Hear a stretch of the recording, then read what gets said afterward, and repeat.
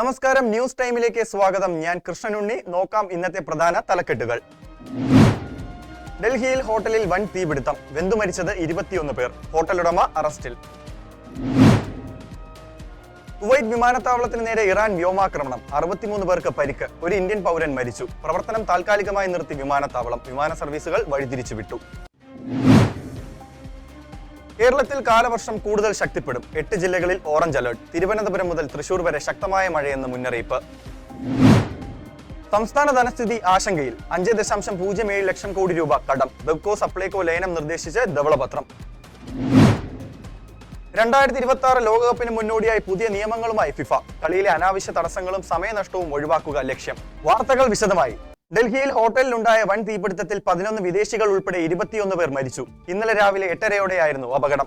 ഹോട്ടലിന്റെ താഴത്തെ നിലയിലെ റെസ്റ്റോറന്റിൽ നിന്നാണ് തീപിടുത്തം ഉണ്ടായതെന്നാണ് പ്രാഥമിക നിഗമനം. അഗ്നിസുരക്ഷാ സംവിധാനങ്ങളുടെയും ഫയർ എക്സിറ്റുകളുടെയും അഭാവം ദുരന്തത്തിന്റെ തീവ്രത വർദ്ധിപ്പിച്ചതായി അധികൃതർ വ്യക്തമാക്കി.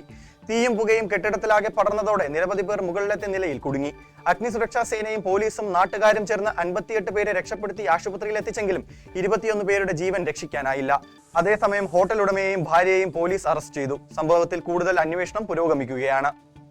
കുവൈറ്റ് അന്താരാഷ്ട്ര വിമാനത്താവളത്തിലെ പാസഞ്ചർ ടെർമിനൽ 1 ലക്ഷ്യമിട്ട് നടന്ന ഡ്രോൺ ആക്രമണത്തിൽ 63 പേർക്ക് പരിക്കേറ്റതായി അധികൃതർ സ്ഥിരീകരിച്ചു.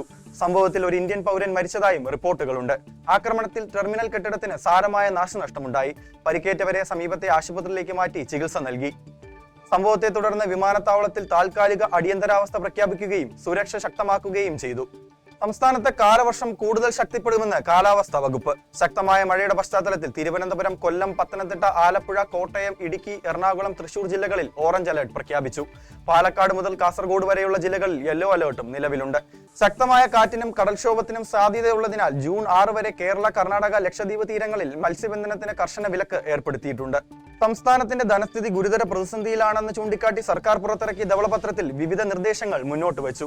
സംസ്ഥാനത്തിന്റെ ആകെ കടബാധ്യത 5.07 ലക്ഷം കോടി രൂപയാണെന്നാണ് രേഖയിൽ വ്യക്തമാക്കുന്നത്.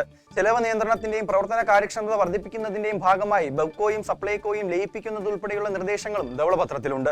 അതേസമയം ധവളപത്രത്തിലെ കണ്ടെത്തലുകളെയും നിർദ്ദേശങ്ങളെയും പ്രതിപക്ഷം ശക്തമായി എതിർത്തു. 2026 ഫിഫ ലോകകപ്പിന് മുന്നോടിയായി കളിയുടെ വേഗത വർദ്ധിപ്പിക്കാനും സമയനഷ്ടം കുറയ്ക്കാനുമായി ഫിഫ പുതിയ നിയമങ്ങൾ നടപ്പാക്കുന്നു. ിടെ വായമറച്ച് സംസാരിക്കുന്നതിനും റഫറിയുടെ തീരുമാനങ്ങൾക്കെതിരെ പ്രതിഷേധിച്ച് കളം വിടുന്നതിനും റെഡ് കാർഡ് ലഭിക്കും. സബ്സ്റ്റിറ്റ്യൂഷനിൽ പുറത്തേക്ക് പോകുന്ന താരം 10 സെക്കൻഡിനുള്ളിൽ മൈതാനം വിടണം. VARന്റെ ഉപയോഗത്തിനും ചില നിയന്ത്രണങ്ങൾ ഏർപ്പെടുത്തിയിട്ടുണ്ട്. കളിയിലെ അനാവശ്യ തടസ്സങ്ങളും സമയനഷ്ടവും ഒഴിവാക്കുക എന്നതാണ് പുതിയ നിയമങ്ങളുടെ പ്രധാന ലക്ഷ്യമെന്ന് ഫിഫ അറിയിച്ചു. ഭാവിയിലേക്ക് ഒരു ഹരിത മുതൽക്കൂട്ട്. പരിസ്ഥിതി ദിനത്തിൽ ട്രീ ടാഗുമായി കൈകോർക്കാൻ ICJ. ലോക പരിസ്ഥിതി ദിനാചരണത്തിന്റെ ഭാഗമായി കോട്ടയം പുല്ലരിക്കുന്നിലെ ഇൻസ്റ്റിറ്റ്യൂട്ട് ഓഫ് കമ്മ്യൂണിക്കേഷൻ ആൻഡ് ജേർണലിസവും കേരളത്തിലെ ഗ്രീൻ സ്റ്റാർട്ടപ്പായ ട്രീ ടാഗും സംയുക്തമായി പരിസ്ഥിതി സംരക്ഷണ പരിപാടികൾ നാളെ സംഘടിപ്പിക്കും. പരിപാടിയുടെ ഭാഗമായി കോളേജ് ക്യാമ്പസിൽ ഫലവൃക്ഷ തൈകൾ നട്ടുപിടിപ്പിക്കും. കൂടാതെ ട്രീ ടാഗിന്റെ സാങ്കേതിക വിദ്യയുടെ സഹായത്തോടെ ക്യാമ്പസിലെയും പരിസര പ്രദേശങ്ങളിലെയും വൃക്ഷങ്ങളെ ഡിജിറ്റലായി രേഖപ്പെടുത്തും. വൃക്ഷങ്ങളുടെ സ്ഥാനം, പേര്, ചിത്രങ്ങൾ എന്നിവ ഓൺലൈൻ പ്ലാറ്റ്ഫോമിൽ ഉൾപ്പെടുത്തും. പരിസ്ഥിതി സംരക്ഷണത്തിൽ സാങ്കേതിക വിദ്യയുടെ സാധ്യതകൾ വിദ്യാർത്ഥികൾക്ക് പരിചയപ്പെടുത്തുകയും ഹരിതബോധം വളർത്തുകയും ചെയ്യുക എന്ന ലക്ഷ്യത്തോടെയാണ് പരിപാടി സംഘടിപ്പിക്കുന്നത്. പ്രധാന വാർത്തകൾ ഒരിക്കൽ കൂടി. ഡൽഹിയിൽ ഹോട്ടലിൽ വൻ തീപിടുത്തം, വെന്തു മരിച്ചത് 21 പേർ, ഹോട്ടലുടമ അറസ്റ്റിൽ.